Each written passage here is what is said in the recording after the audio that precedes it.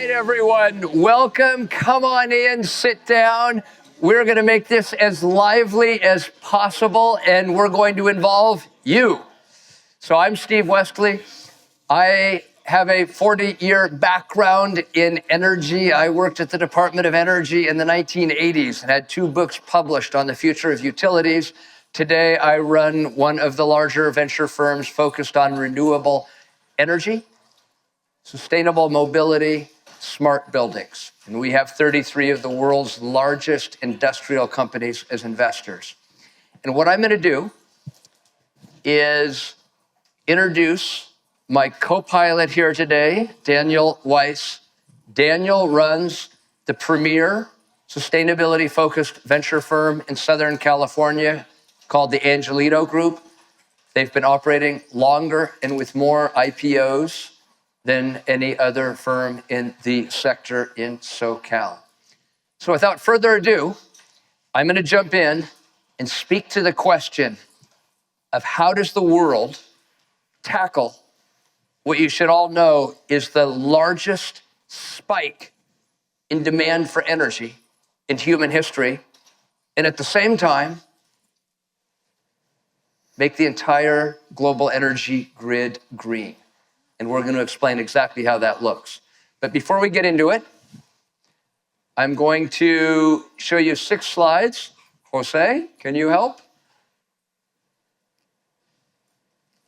So this is what it looks like.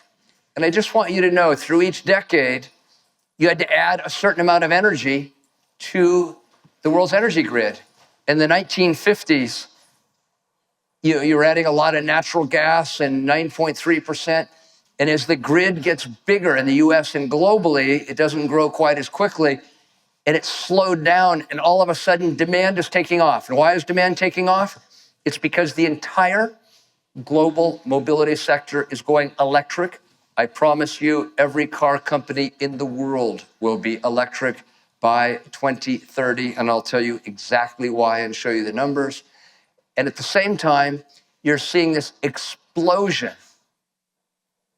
of demand for AI, driven primarily by data centers. Next, you might say, I think natural gas will be the solution. I've heard it's cheap. Take a look. You can see here how cheap it is. Some people say nuclear. I'm certain that's the solution. It's cheaper. Well, take a look.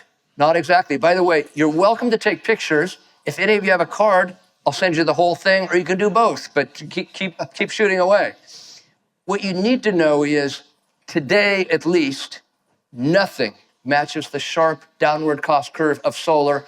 That is why, does anybody know, of all the energy added in the world to the utilities, whether it is Bolivia to Bulgaria to China or the US, it's pretty much the same numbers. Anybody know how much of the new power added is renewable in 2024? Guesses? 70%? Low. You must be a conservative. I think you are. We went to high school together. Any other guesses?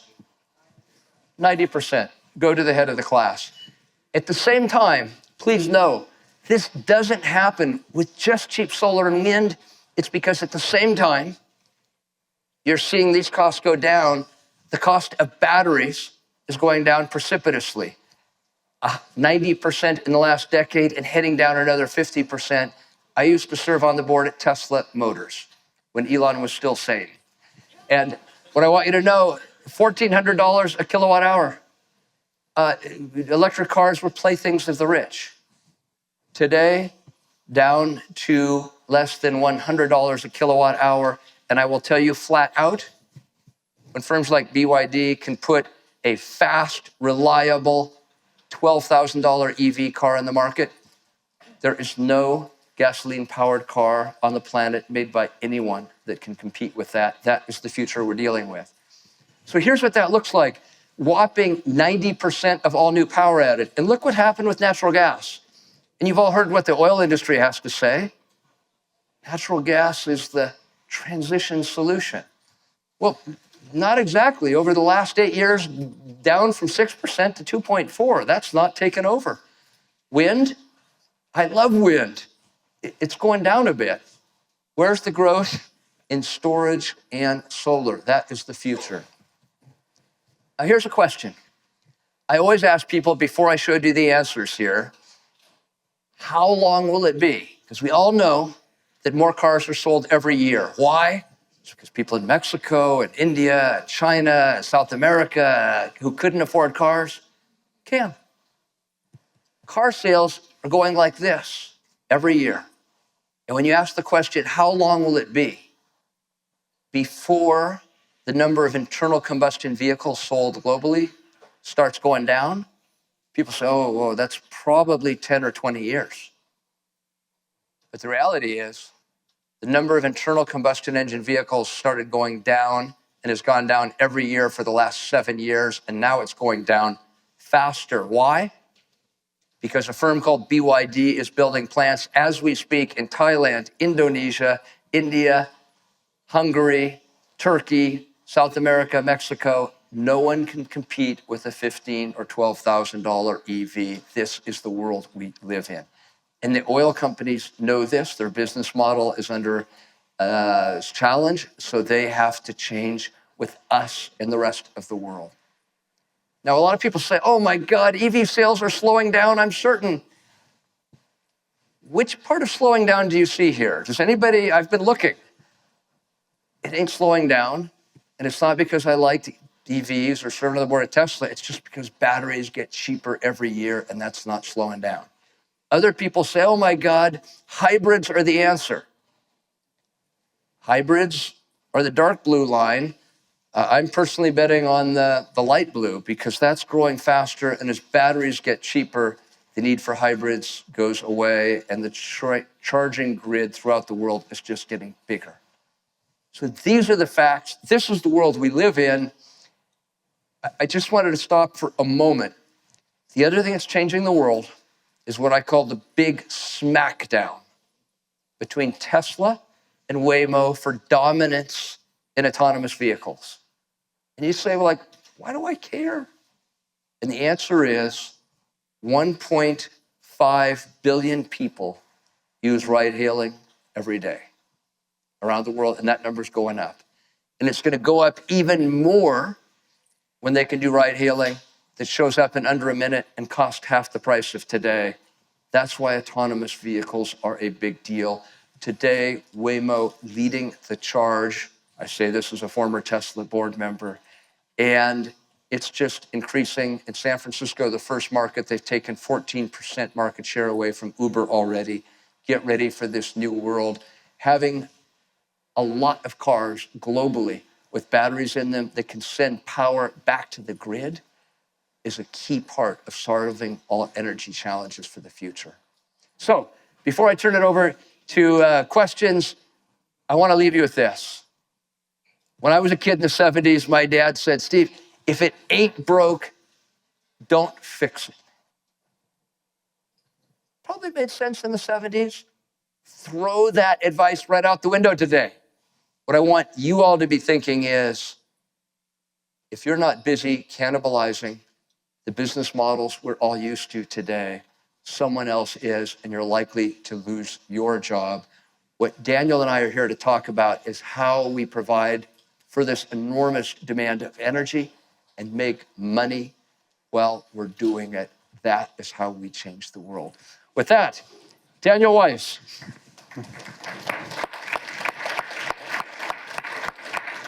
No one has done this longer, and I think as well as you have.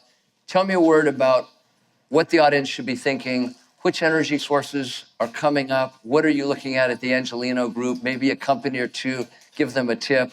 How do we solve this problem in your mind? Thanks, Steve. First of all, you can discount many of the kind words that Steve said to me. Full disclosure, we have been friends and co-investors in this space around clean energy, energy transition, and climate tech for over 15 years.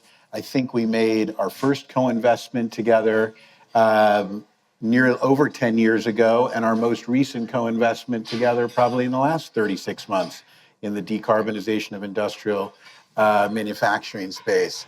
A company called Fictive, which is based in Northern California. It was founded by two brothers out of Stanford. First of all, thank you for setting this terrific stage. I think the title of this panel is Solving the Largest Increase in Electricity Demand in History, just to underscore some of the points that Steve made and put an exclamation point around sort of the urgency, which translates in part into the opportunity for investors and entrepreneurs. So we need to add 20 gigawatts of electricity to our grid to meet, this is according to the Cal ISO, expectations around load growth connected to some of the drivers that Steve talked about: AI, data centers, electrification of transportation, other parts of the economy, reindustrialization. Just to put that in perspective, we're going to need to generate 20 times the amount of electricity that we brought onto the grid in the last 15 years in the state of California over the next 15 years, 20x. So as Steve suggests, that's going to create enormous challenges for our grid, but that equals real opportunities for innovation. So you would ask sort of how, and I'm excited to hear from the entrepreneurs and the investors in this room and get this to Q&A as quickly as possible. But just to throw out some examples and see if this resonates with anyone in the room or folks have further questions about it. There are four basic vectors if we're going to try and solve this electricity demand increase challenge. One is bringing on more electrons: solar, wind, energy storage, potentially restoring nuclear. Natural gas seems less likely in the state of California, but probably has a role to play more broadly in the US. So one is just more electrons. The second vector is making use of those electrons more effectively, optimizing what is affectionately referred to in grid, and Steve spoke about, as our grid, the way we transmit and deliver these electrons. And the good news is there's a lot of interesting new innovation in technology, DLR, dynamic line rating, other advanced material sciences around cabling.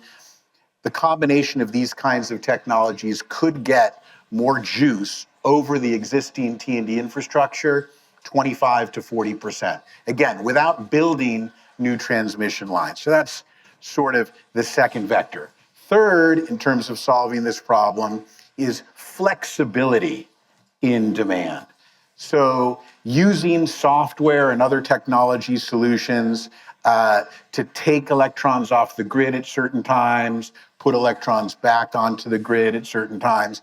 And then the fourth vector is frankly the preservation of existing sources of power generation. And there's new technology innovation to do that as well, to make it safer, longer lasting, whether it's nuclear or other forms of existing power generation. So there's quite, a lot of buckets to go after is the good news to help us be in a position to address this 20x need. So, great answer. We all understand that this global warming thing, we know exactly how to solve global warming. I guarantee you. What we don't know is how long we have to solve it. And this is not a small issue, because if you get beyond the tipping point, it may change our world irreversibly forever. So, Daniel, for you and your firm, what are the technologies you would bet on short-term to get us where we need to go? Because I think there's a lot of agreement. Nuclear is probably the best long-term solution. That's not showing up very quickly, and the plants tend to take a minimum of 10 years, and we got to get something in between to get us from here to there. What are the types of technologies, companies, if you want to mention them, that you think are going to get us through the next 5 years as we go through this enormous build out of data centers to support AI? Sure, I want to get to that and certainly shine a light on some great companies and specific technology solutions. But for this audience, just to set the stage maybe a little bit, because There is a world of doom and gloom out there. We here in LA have experienced a wildfire that some of you may have been touched by personally. And our heart goes out to you and others, including people in our firm who were directly affected by it. That's an order of magnitude bigger than the last wildfire in Southern California, which itself was the largest in history.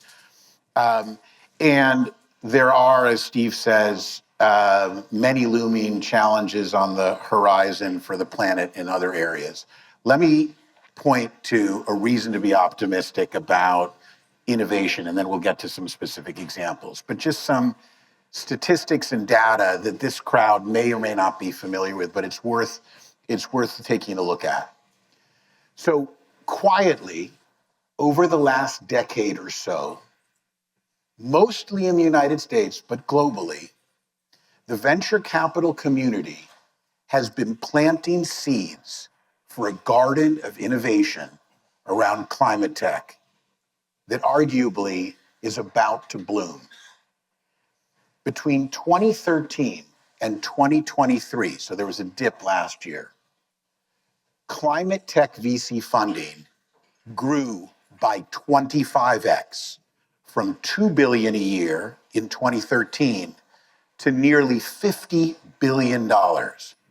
So for a decade, venture capitalists in the US and around the world have been planting these seeds. And some of these companies are getting ready for prime time. We, as Steve knows, invest in the late stage part of the venture ecosystem. And we can tell you at our team at Angeleno Group and our 20 plus years of investing in this space, the quantity and quality of deal flow has never been better. Never been better. And so when you talk about specific solutions, we would probably focus on, and one other point, just quantitatively, a data point.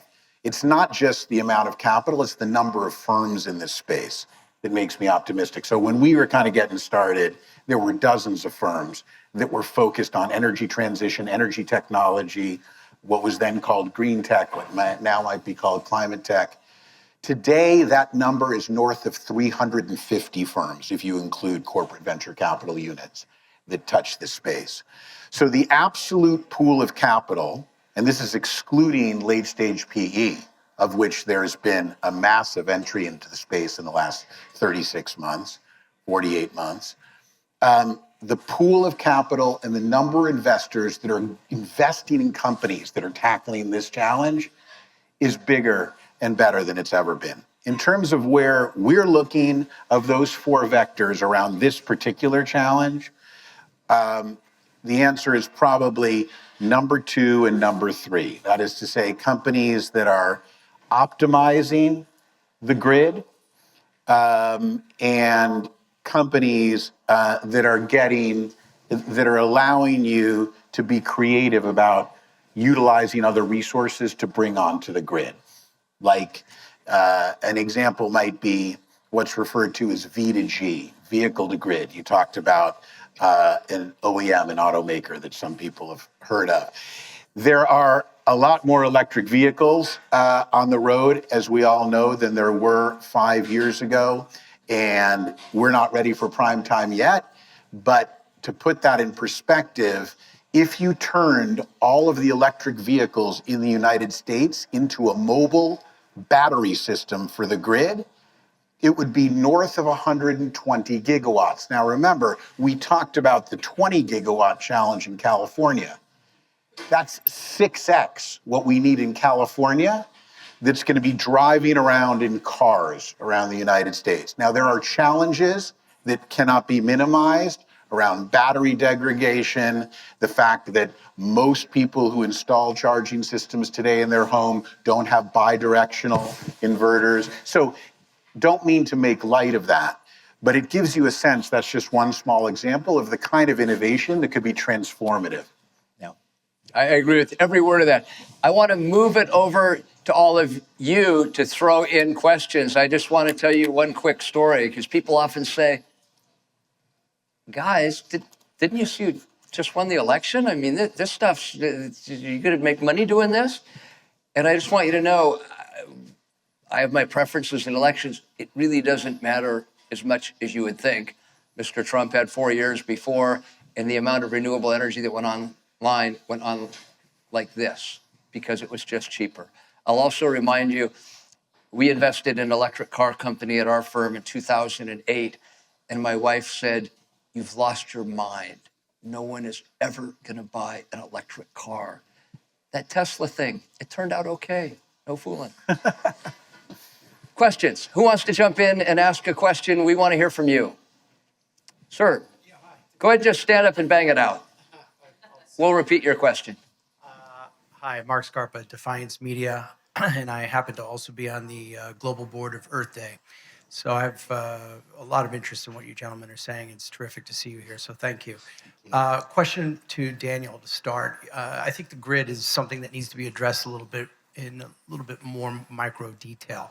You talked about new technologies that are coming online that does not have the requirement for replacement of grid infrastructure. But here in California, as you well know, a lot of that grid infrastructure is antiquated and outdated. So what are some of the steps that state, federal venture capitalists can work together to have that grid infrastructure updated so we do get, 80, 90, 100% of that power from point of origin to point of delivery, as opposed to in some cases it's less than 50% from what I understand. Yeah, so you're absolutely right about that. The transmission distribution infrastructure that delivers electrons into our offices in Century City was built on or about the time of the Korean War.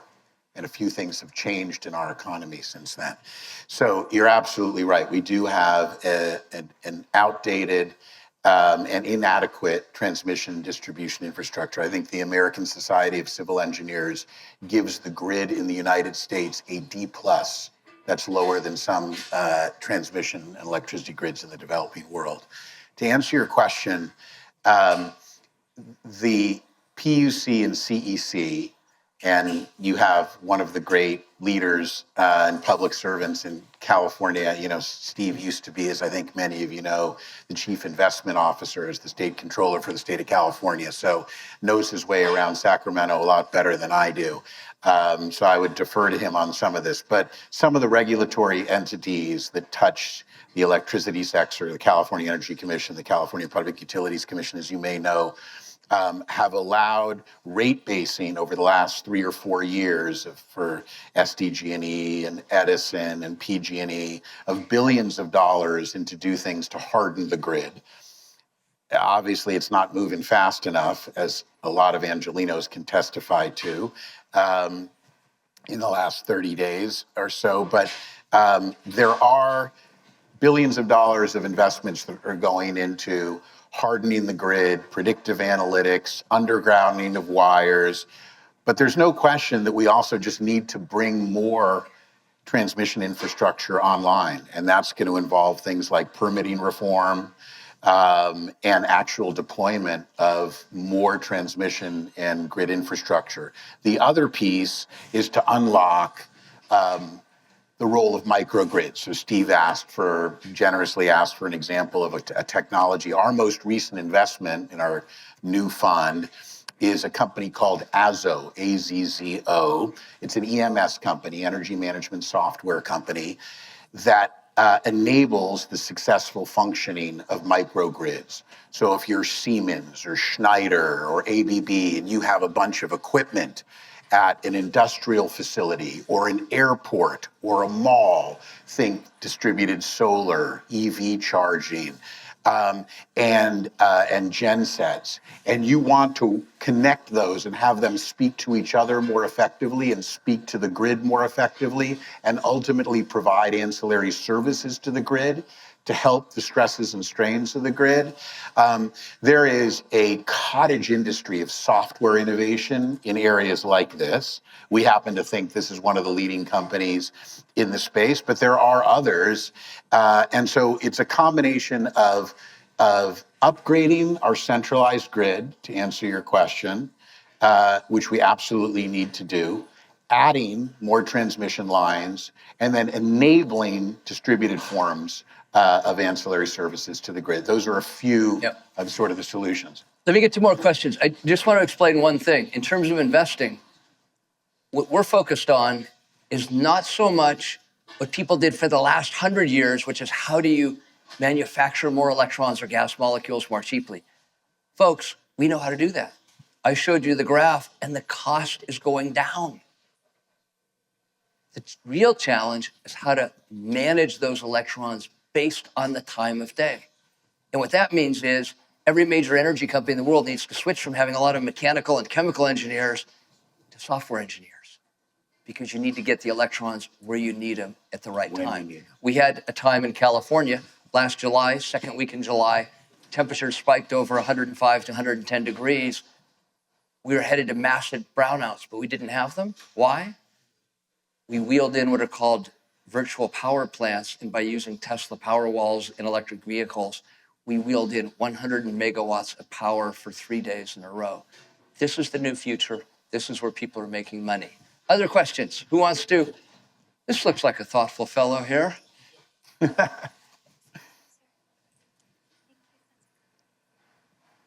Thank you, Steve, and thanks for presenting. We went to business school together, so I'm hoping for the best. We've debated before.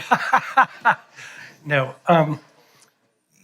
in your slides, you talked about global EV demand, and that being a big driver of electric demand. Here in the United States, obviously, probably a bigger driver today, at least, is the data center demand and what's happening, and more importantly, what's about to happen with AI infrastructure. And so, like a recent McKinsey report said, right today, data centers take 3 to 4% of the electric power demand in the United States. By 2030, it's just a couple of years from now, it's going to be 11 to 12%.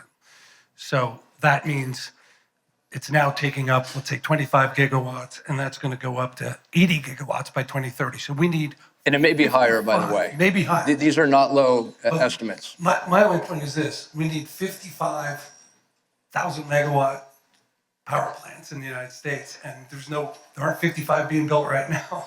There aren't 5 being built right now.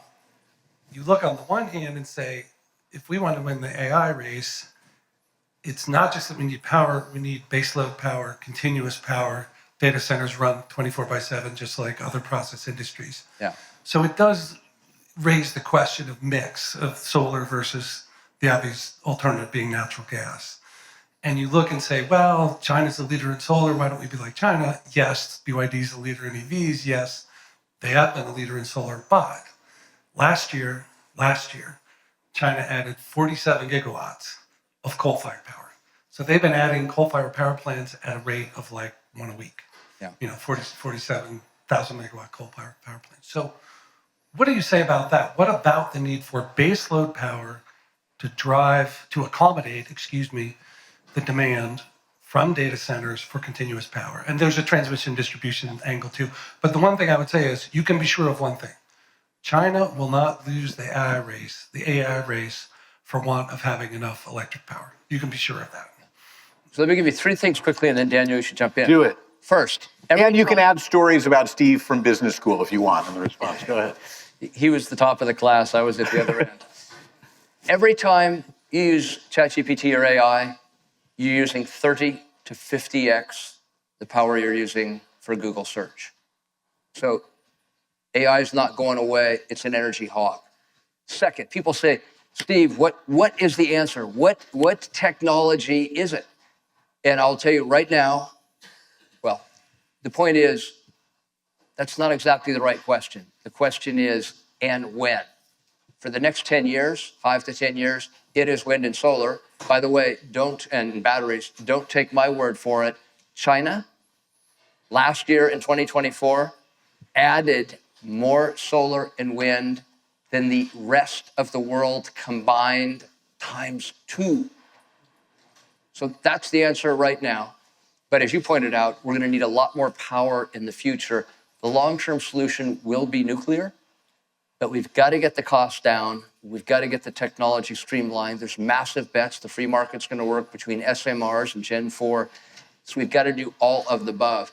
I will just say the costs of global warming are not small, they're real. We've seen some of that here, but you're seeing it all over the world.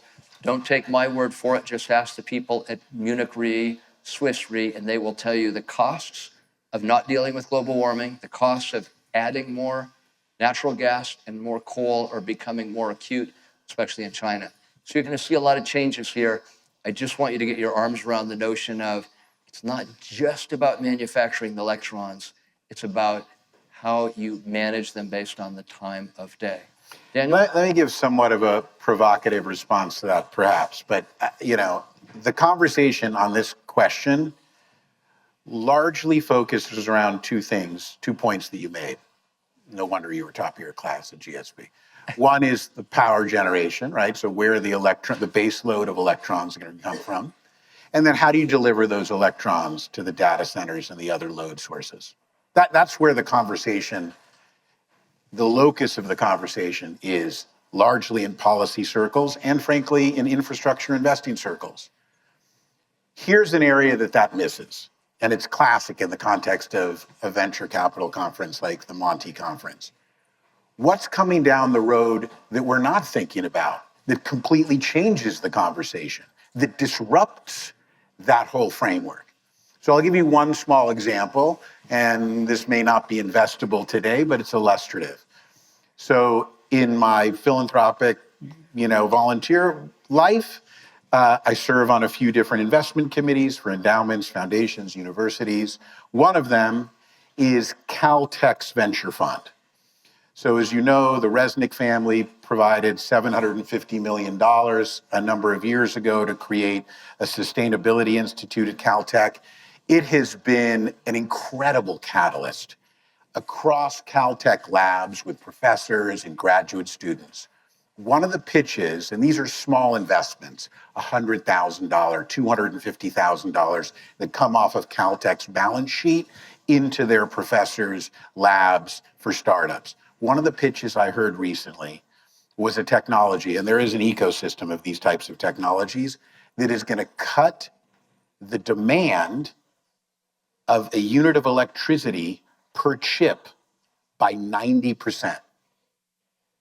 So what happens if the NVIDIA chips or the next NVIDIA chip that we think of as using X number of electrons tomorrow uses Y number of electrons?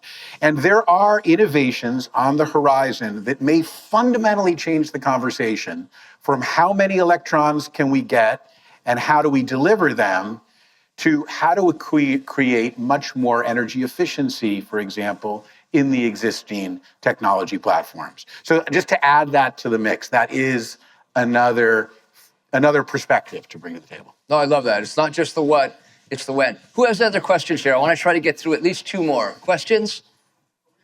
Yes, sir.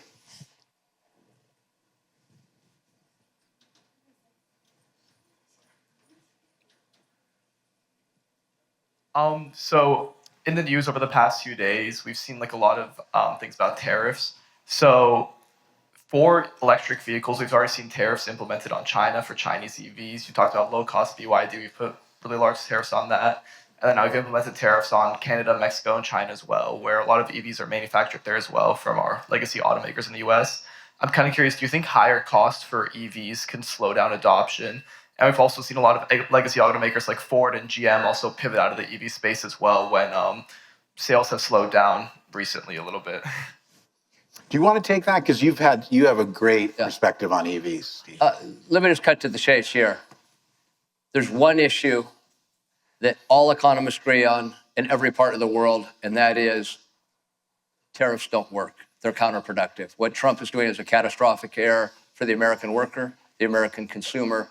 I have a gut feeling as inflation starts to creep up, he may be backing off these things. The most beautiful word in the dictionary, nonsense. It was a cheap election trick.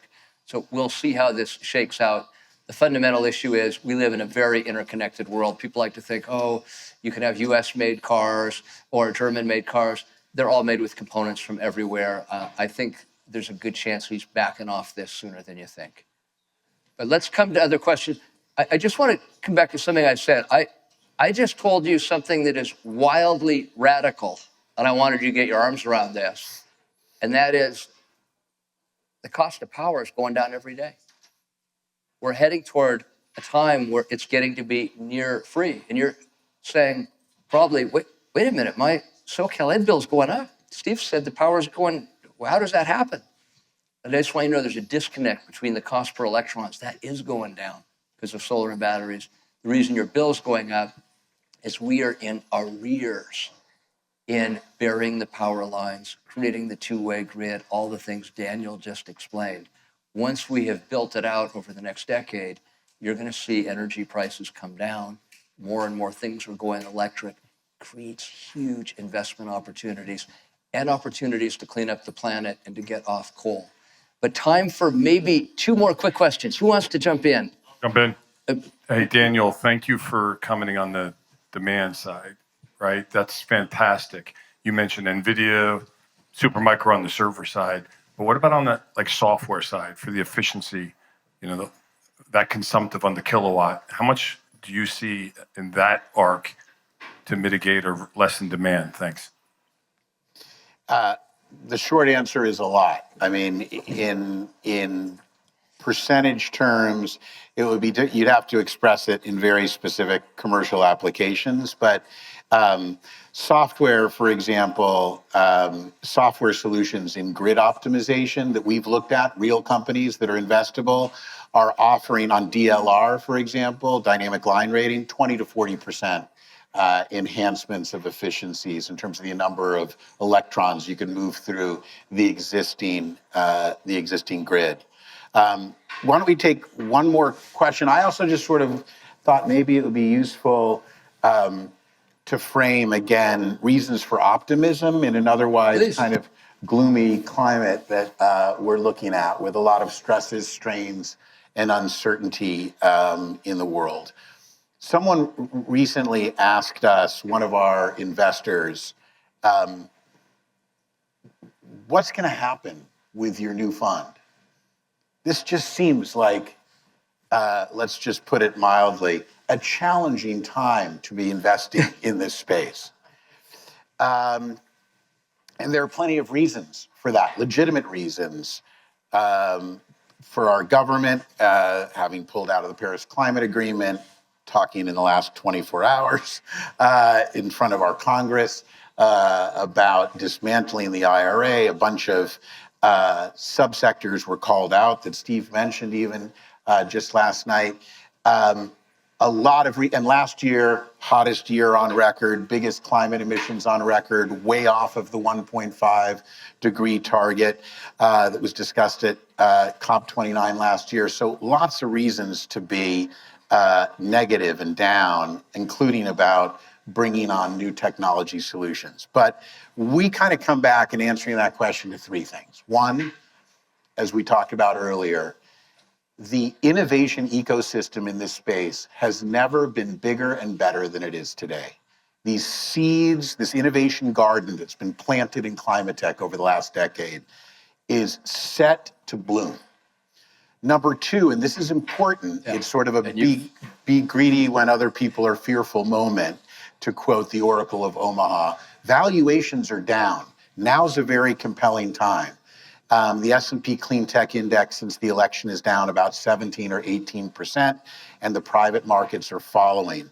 And thirdly, the long-term secular drivers that Steve outlined so well are stronger, those tailwinds, than they've ever been in our history of investing in the space. I think at the end of COP29 in December of last year, 92% of global GDP had signed up to net zero pledges. So there's a lot of reason to think that capital is going to get unlocked, innovation is going to get funded, and solutions are going to come to the fore. We are at time. I want to thank all of you. I just want to leave you with this thought. There has never been a better time to be an entrepreneur in this sector. The demand is enormous. And one thing I guarantee you is every sector is going to have to retrain its entire workforce for the new future. We're investing in AI companies that are going to retrain the workforce for the future. Andrew, the founder of Learn to Win, is here as a perfect example. If you'd like a copy of the deck, give me your card. If you have any questions, Daniel and I will be standing outside. A round of applause for Mr. Weiss. And a round of applause for Mr. Wesley.